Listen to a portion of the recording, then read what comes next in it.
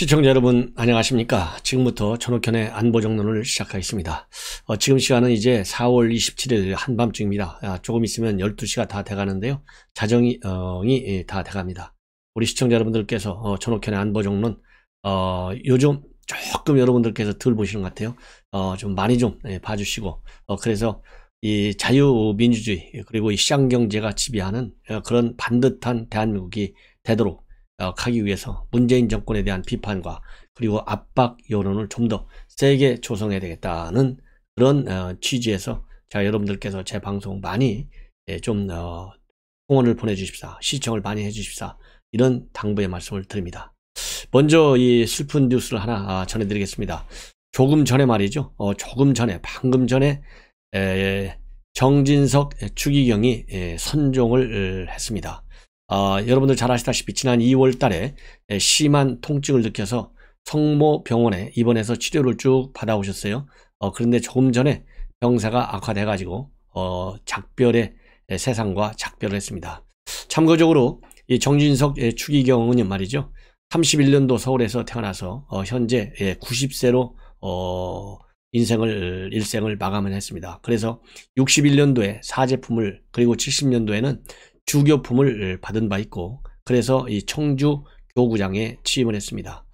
2006년도에 교황 베네딕토 16세가 추기경으로 임명을 해서 한국에서는 김수환 추기경에 이어 두 번째 추기경이 됐고요. 98년에서 2012년도에는 서울대교구장을 지냈습니다. 그래서 이 서울대교구장에서 물러난 뒤로는 종로구 해화동에 있는 가톨릭대 성신교정, 즉 신학대학 주교관에 머물면서 집필 활동을 해온 것으로 그렇게 알려지고 있고요. 최근에 입원했을 때 뭐라고 말씀을 하셨냐면, 행복하게 사는 것이 바로 하느님이 우리에게 바라는 것이다. 나의 부족함으로 알게 모르게 상처받은 이들에게 부디 용서해 주시기를 바란다. 이런 말씀을 남기고 세상을 떠나셨습니다. 이 추기경께서 이제 세상과 작별을 함에 따라서 내일부터 우리 조문객들이 그야말로 발을 이을 것 같습니다. 그리고 하나는요, 여러분들 잘 아시다시피 윤여정 배우가 전 세계 대한민국에 그야말로 이 한국 배우의 실력을 마음껏 발휘했습니다. 100여 년 만에 102년 대한민국 이 영화 배우가 탄생한 이후로 처음으로 맞는 엄청난 수상을 했어요. 아카데미 여우조연상을 받았는데, 이러다 보니까 여러분들 잘 아시겠지만은 조영남 씨 사실 오래전에 87년도에 이혼했어요. 74년에 결혼해서. 그러니까 뭐 지금 거의 40년 가까이 되는 거예요. 한 34, 5년 이 지났는데도 조금 이번 수상과 관련해서 굉장히 기쁘다, 엄청 축하할 일이다, 이렇게 얘기를 하면서도 남들이 보기에는 내가 윤여정을 언급하는 게 안 좋다고 한다, 부정적으로 보기도 해서 조심스러운 것도 사실이다. 그러면서 뭐라고 했냐면요, 윤여정의 수상이 이 바람 피우는 남자에 대한 최고의 멋진 한방, 복수가 아니겠나. 바람 피운 당사자인 나는 앞으로 더 조심해야지, 이런 발언을 했어요. 여기서 최고의 멋진 한방이다, 복수다, 이런 표현이 지금 인터넷에서 많은 논란을 야기하고 있습니다. 한마디로 해서 이런 바람핀 남자에 대한 최고의 복수라는 이런 발언, 이건 잘못됐다는 것이죠. 그래서 언론에 이 인터넷에 돌고 있는 여러 가지 비판의 댓글 중에서 몇 가지를 말씀드리면, 언니네 이발관을 멤버이자 작가 이성원 씨가 블로그에 뭐라고 얘기했냐면, 나이 들면 빠빠 해야 한다. 이 빠빠는요, 처음 듣는 얘기인데요, 낄 때 끼고 빠질 때 빠지라는 뜻이 빠빠라고 합니다. 빠빠라고 하는데, 무려 34년 전에 이혼한 전 남편에게 소감을 묻는 기자들도 이해가 안 가지만, 그렇다고 거기에 냉큼 말을 얹은 사람은 도대체 무슨 생각인지 모르겠다, 그렇게 비판하면서, 그나마 했다는 말도 기가 막힌 게, 윤여정의 아카데미상 수상이 자기처럼 바람핀 사람에게 최고의 한방이라니, 이 사람의 이 태평양보다 더 큰 자아를 어쩌면 좋을까요? 복수란 상대가 내 안에서 여전히 의미라는 게 손끝만큼이나 있을 때 하는 얘기인데, 왜 이 나이 먹은 남자의 한심한 자아를 이 좋은 날 대중들이 견뎌야 하는지 나는 잘 모르겠다. 이런 비판을 하고 있어요. 그리고 이 장성철 공간과 논쟁 정책센터 소장은 이 방송에 나와서 듣기에 상당히 불쾌했다. 본인의 외도 얘기를 우리가 흥미롭게 들을 필요도 없는 문제였다. 외도를 한 자신을 향한 복수였다고 폄훼하는 것은 경솔하고 부적절한 발언이다.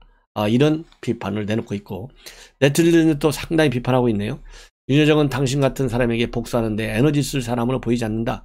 잔칫날 소금을 뿌리시네. 이혼한 사이면 굳이 언급하지 않는 게 좋아 보인다. 이렇게 비판을 하고 있습니다. 자, 그래서요, 지금은 이제 오프라인만 있는 게 아니라 온라인도 많이 있어요. 그리고 지금은 현재가 우리 국내가 여러 가지로 어수선한 상황입니다. 그렇기 때문에 특히 이 셀럽들 발언 하나하나에 굉장히 신경을 많이 써야 되겠다. 그래서 우리 국민의 정상적인 사고와 정상적인 생활을 하는 우리 국민들에게 더 이상 상처를 줘서는 안 된다. 이런 생각이 듭니다. 자, 이제는 이제 정치권 뉴스로 올막하겠습니다. 윤석열과 이재명, 그리고 윤석열과 이낙연 이 여론조사를 봤어요. 오늘 나온 윈지 코리아 컨설팅 박시영 대표인데, 지난 재보궐선거 때 박영선과 유튜브 방송에서 사전투표 우리가 다 봐서 아는데 얘기를 들어보니까 우리가 많이 이겼다. 그래서 45대 55로 이긴 것 같다. 7대 3으로 또 이길 것 같다. 이런 얘기를 해가지고 지금 선거법 위반으로 조사를 받고 있는 사람이 윈지 코리아입니다. 이 윈지 코리아에서 오늘 발표한 여론조사를 보면요, 윤석열과 이재명 지사는 47.2대 40.0 오차 범위 밖으로 이기고 있습니다. 그리고 이낙연 전 대표하고 전 대표의 경우에는 이보다 더 큰 오차 범위 밖에서 이기고 있어요. 어느 정도나 이기냐면 그러니까 이제 이렇게 되어 있습니다. 윤석열 총장 이 3명을 대상으로 한 이 지지를 보면, 추이를 보면 윤석열은 33.8, 이재명 24.1, 이낙연 11.3, 홍준표 5.1, 정세균 4.2, 안철수 3.4. 이렇게 지금 차이가 나고 있어요. 그리고 이제 재미있는 것은요, 민주당 지지자 중에서도 이낙연이 대표는 25.8밖에 되지 않는데요, 이재명 지사의 경우는 거의 2배 가까운 거의 20%가 높은 45.2입니다. 그리고 정세균 전 총리는 9.6에 불과합니다. 그리고 국민의힘 지지층에서는 윤 총장 지지가 70.1%에 달하고 홍준표 9.6, 유승민 4.4 이렇게 되어 있어요. 그래서 지금 압도적으로 윤석열 총장이 1위를 하고 있고, 또 압도적으로 이재명 지사가 2위를 하고 있는 지금 상황이다. 이렇게 지금 판별이 되고 있어요. 그래서 이러한 추세가 제가 보기에는 당분간 계속될 것 같은데요. 이러한 상황에서 이재명 지사 상당히 이제 대선 캠프 쪽 캠프 진영에 상당한 지금 변화가 있습니다. 여권 내에서 상당히 센 사람들이 이재명 지사 쪽으로 몰려가고 있어요. 그래서 여러분들 이해찬 대표 이미 가 있잖아요. 그 다음에 문정인 외교안보 문재인 대통령 특보 지금 세종연구소 이사장을 하고 있는데, 문정인 세종연구소 이사장도 이재명 쪽으로 가 있어요. 이러한 상황에서 이해찬 대표 때 정책의장을 지낸 조정식 씨도 합류하고 있고요. 이 조정식 씨의 경우에는 경기도 인수위에서 공동 상임위원장을 지낸 경력이 있습니다. 2018년도에.